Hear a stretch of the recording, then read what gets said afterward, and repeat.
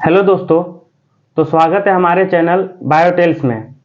तो आज बात करें कि हमारी भारतीय संविधान में जो अनुच्छेद है उसमें अलग अलग लोगों के लिए अलग अलग अनुच्छेद में उनका अधिकार लिखा है। तो उसी से हम देखेंगे कि हमारे भारतीय संविधान में विकलांगों के लिए किस तरह का अधिकार दिया गया है।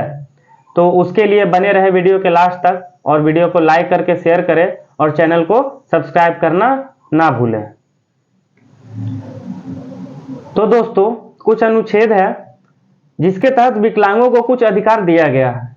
उनमें से ये नीचे दिया गया है, जैसे अनुच्छेद 15 का 1, अनुच्छेद 15 का 2 और अनुच्छेद 17, अनुच्छेद 19, अनुच्छेद 21, अनुच्छेद 23, अनुच्छेद 24, अनुच्छेद 25, अनुच्छेद 27, अनुच्छेद 29 और अनुच्छेद 32।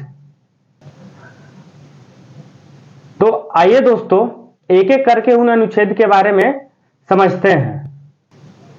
जैसे अनुच्छेद 15(1) के अनुसार सरकार विकलांगों सहित किसी भी नागरिक के साथ जाति, धर्म, लिंग, मूल, जन्म स्थान आदि के आधार पर भेदभाव नहीं।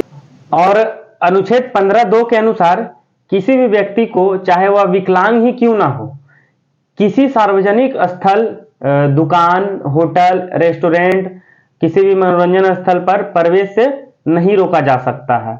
उसे कुएं, तालाब, स्नान घर, सड़क या किसी भी सार्वजनिक सुविधा के प्रयोग से वंचित नहीं किया जा सकता। अनुच्छेद 17 के अंतर्गत विकलांगों सहित कोई भी व्यक्ति अस्पर्श नहीं माना जाएगा, मतलब अनटचेबिलिटी, चाहे वो विकलांग हो या फिर किसी भी जाति धर्म का हो, उसके साथ अनटचेबिलिटी वाला भावना नहीं। अनुच्छेद 19 के अनुसार सामान्य लोगों की तरह विकलांगों को भी विचार अभिव्यक्त करने की स्वतंत्रता है।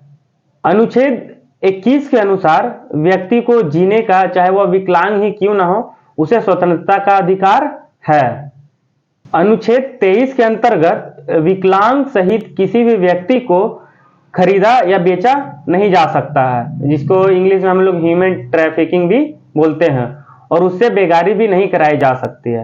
मतलब अगर वो फिजिकल हैंडीकैप है, विकलांग है, तो उसे किसी भी तरह का कोई भी बेगारी नहीं करवाया जा सकता, मतलब फ्री का काम नहीं करवाया जा सकता, या फिर कोई भी काम जबरदस्ती नहीं करवाया जा सकता है।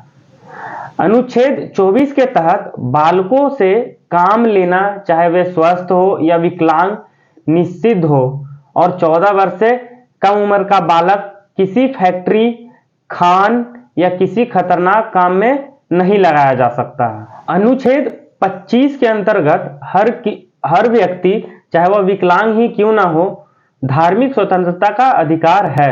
इसके अंतर्गत विकलांग व्यक्ति किसी भी धर्म आस्था को व्यक्त कर सकता है और वे अपने धर्म का प्रचार प्रसार और धार्मिक गतिविधियों में भी योगदान दे सकता है। अनुच्छेद 27 के अनुसार किसी विकलांग व्यक्ति को किसी धर्म के प्रचार प्रसार या दूसरे धार्मिक समूह के खर्चे की पूर्ति के लिए किसी प्रकार का धन देने के लिए बाध्य नहीं किया जा सकता है। मतलब कि अगर कोई फिजिकल हैंडीकैप है या फिर विकलांग बोले, उससे किसी भी तरह का कोई भी, अगर वो जिस धर्म को मानता है, जिस रिलीजन को मानता है, उसके अलावा किसी दूसरे धर्म वाले अगर उससे किसी भी तरह के चंदा मांगते हैं कि धर्म के नाम पे, तो उसे जबरदस्ती नहीं किया जा सकता है, मतलब बाध्य नहीं किया जा सकता है। अनुच्छेद 29 के अंतर्गत किसी भी विकलांग को कोई भी भाषा, लिपि या संस्कृति अपनाने से नहीं रोका जा सकता है। वह अपनी भाषा, लिपि, संस्कृति को स्वेच्छा से अपना सकता है।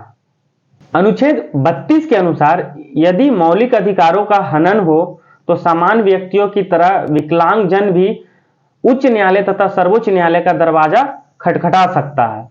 मतलब अगर मौलिक अधिकार जो हमारे संविधान में दिया गया है, अगर उसका कहीं पे पालन नहीं हो रहा है, उसका हनन हो रहा है, तो जो नॉर्मल सामान्य व्यक्ति होते हैं उसके जैसा, उसी के तरह जो विकलांग है, फिजिकल हैंडीकैप है, वो भी उस चीज के लिए अपने विचार व्यक्त कर सकता है और उसका विरोध कर सकता है।